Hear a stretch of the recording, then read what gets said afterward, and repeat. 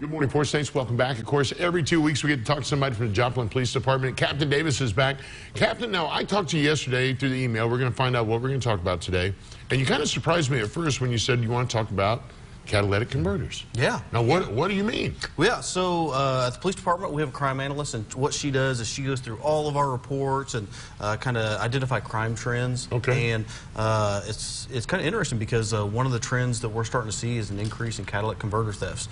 They kind of come and go throughout the years, and it seems like now is kind of a peak time. Okay. And so just trying to bring awareness to the issue of catalytic converter thefts.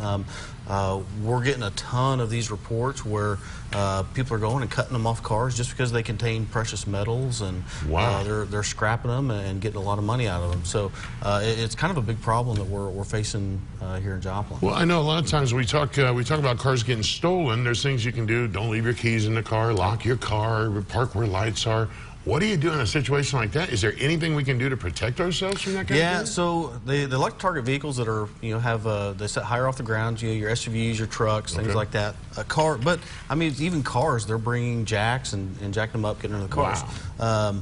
And it's one of those things where they get under it and cut it off, so there's not a whole lot security-wise you can do as far as your car, but doing things like parking in a high visible area, parking areas where it's well lit, that's going to help deter thieves from targeting your vehicle and going after and cutting. There are some devices that you can they actually call them a cat shield that you can put over it. Oh, wow. And so if they get under there and they see a cat shield that they're going to have to cut through. They just move on to the next one. Yeah, have to go to the next one. So there's some security options out there, but it's one of those troubling trends. That's wild. I mean, I would have never thought of that. Now let's talk about this. If for some reason this has happened to you, or maybe you suspect some type of activity, you're seeing stuff that's suspicious, how can they go about being an active part of our community and letting you know about that information? Well, so we ask that anybody who's been a victim of this, report it to the police department.